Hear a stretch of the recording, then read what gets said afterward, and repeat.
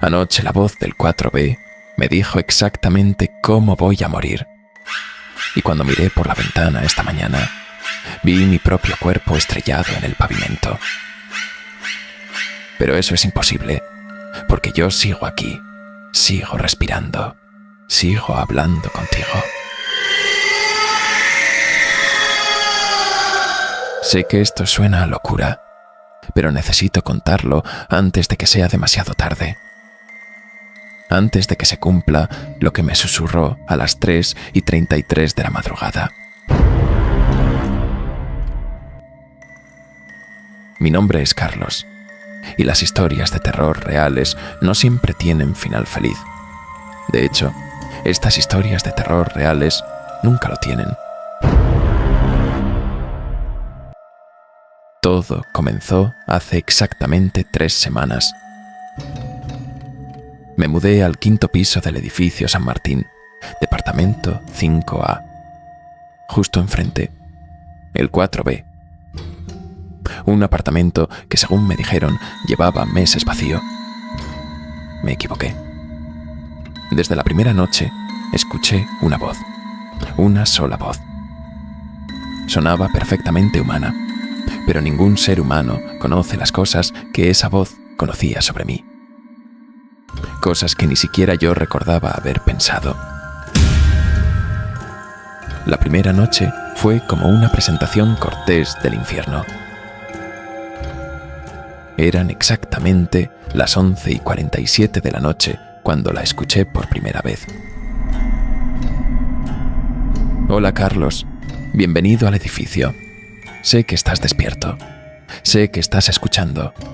Y sé lo que hiciste la noche del 15 de octubre de 2019. Se me heló la sangre. Esa fecha, nadie en el mundo conoce esa fecha. Nadie vivo, al menos. Era la noche que atropellé a alguien en la carretera de montaña y no me detuve. Jamás se lo conté a nadie. Era una noche lluviosa. Volvía tarde del trabajo.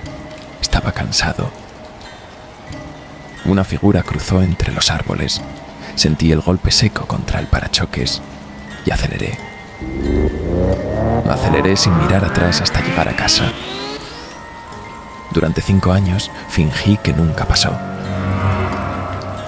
Casi logré convencerme de que había sido un animal.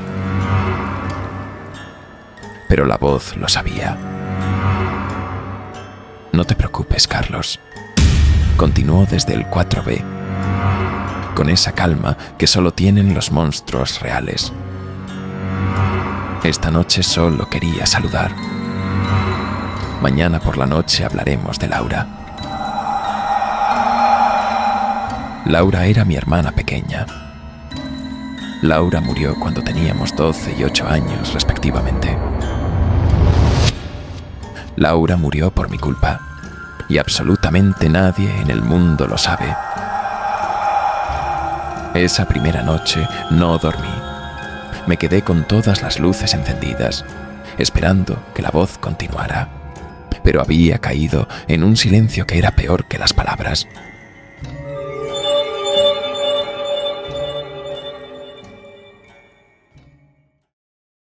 Al día siguiente, intenté convencerme de que había sido una pesadilla.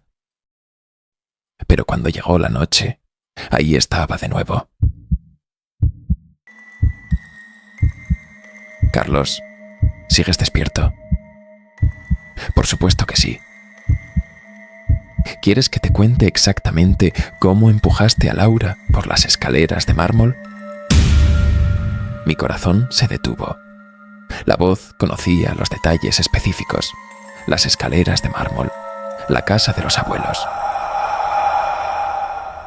Fue el 23 de noviembre. Estabais jugando a piratas. Laura había encontrado un tesoro imaginario y papá la cargó en hombros, riéndose. Tú te sentiste invisible. El diario. Escribí en mi diario esa noche. Cuando entrasteis a casa, Laura corrió hacia las escaleras cantando. Y tú calculaste. No fue un accidente, Carlos. Te acercaste por detrás, pusiste las manos en su espalda y empujaste. Solo lo suficiente para que se lastimara y papá te prestara atención. Pero calculaste mal la fuerza. Su cabeza golpeó contra el mármol con un sonido que jamás olvidarás. Ese crujido húmedo, como cuando partes una nuez, pero más definitivo. Las lágrimas empezaron a caer sin control. Era exactamente lo que había pasado. Y entonces corriste gritando que había sido un accidente, que habías intentado agarrarla, pero no llegaste. Tus padres te creyeron, porque eres muy buen actor, Carlos. Por favor, para. Mañana hablaremos de mamá, de lo que descubrió antes de morir y de por qué dejó de tomar la medicación para el cáncer. Mamá había muerto el año pasado. Los médicos dijeron que el cáncer había sido agresivo. Pero la voz sabía algo diferente.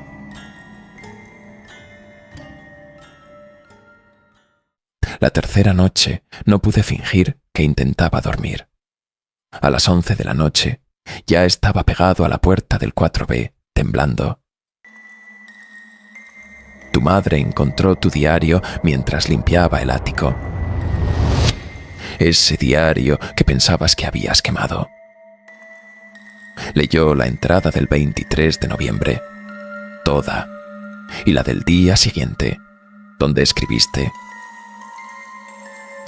no me siento mal por Laura. Se lo merecía por ser la favorita de papá. Pare, por favor.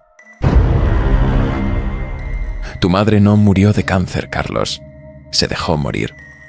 Dejó de tomar la medicación porque no podía vivir sabiendo que había criado a un asesino. Las palabras me golpearon como balas. ¿Y sabes qué es lo más hermoso? Mañana te voy a contar exactamente cómo vas a morir. Y no vas a poder hacer nada para evitarlo. Esa noche bajé corriendo hasta la portería. Doña Mercedes estaba viendo televisión. El 4B, me dijo cuando le pregunté por el inquilino. Ese departamento lleva vacío 6 meses, hijo. ¿Estás bien? Te ves terrible. Pero las voces... ¿Hay alguien ahí? ¿Será el viento en las tuberías viejas? ¿Quieres que llame a mantenimiento? La cuarta noche llegó demasiado pronto. Carlos, llegó el momento de tu diagnóstico final. Vas a saltar desde la terraza del edificio. Mañana por la noche, exactamente a las 3:33 de la mañana. No porque quieras suicidarte, sino porque no vas a poder controlar tu propio cuerpo. ¿Qué estás diciendo? Vas a levantarte como un sonámbulo. Vas a caminar hasta la terraza. Vas a saltar. Todo esto mientras estás consciente, pero sin poder controlar ni un solo movimiento. Eso es imposible. Como era imposible que supiera lo de Laura. Carlos, sigues sin entender lo que realmente está pasando. Yo no soy una voz hablándote desde el departamento de al lado. Soy tu futuro hablándote desde mañana por la noche, desde después de saltar. Las piernas empezaron a temblarme. Ya salté, Carlos. Ya estoy muerto. Mi cuerpo ya está en el pavimento. Y ahora estoy aquí, en este lugar entre la vida y la muerte, para asegurarme de que cumplas con el cronograma. Esto no puede estar pasando. El departamento 4B está vacío, porque ahí es donde vivo ahora, en el espacio entre la vida y la muerte. Revisa tu teléfono, Carlos.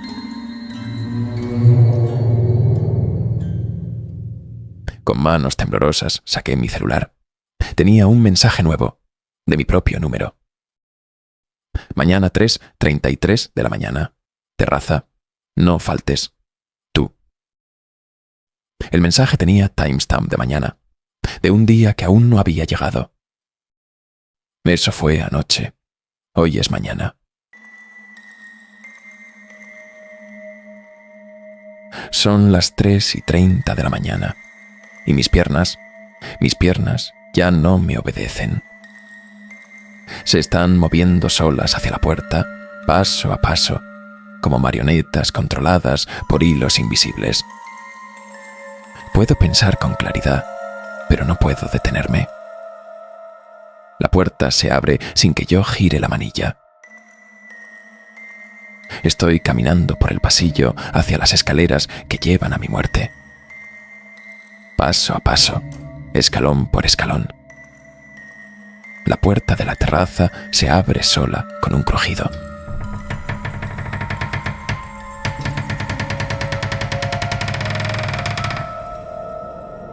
El viento nocturno me golpea la cara.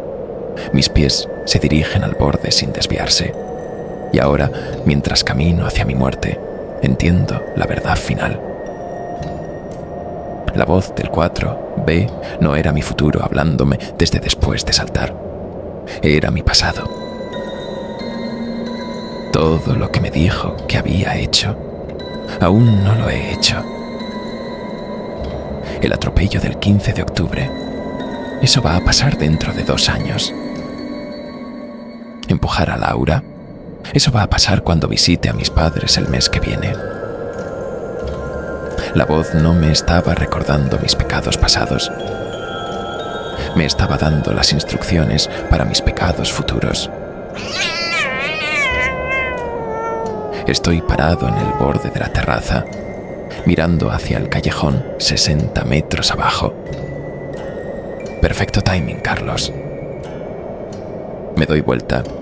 Ahí está la voz. Finalmente tiene cara. Es exactamente como yo, pero con los ojos vacíos. ¿Entiendes ahora? No saltas porque cometiste esos pecados. Vas a cometer esos pecados porque saltas. El tiempo es un círculo y los muertos pueden hablar hacia atrás. Entonces puedo cambiar el futuro y romper el círculo temporal. Las paradojas no te destruyen solo a ti, destruyen todo. Tu familia, tus amigos, esta ciudad, todo se desharía. Por eso el departamento 4B está vacío. Por eso solo yo puedo escuchar la voz. Porque esta historia ya terminó antes de empezar. Solo estoy reviviendo los últimos momentos antes de convertirme en la voz del 4B para el siguiente inquilino del 5A. Para el siguiente Carlos que necesite saltar para mantener el círculo funcionando. Son las 3:33 de la mañana. Es hora.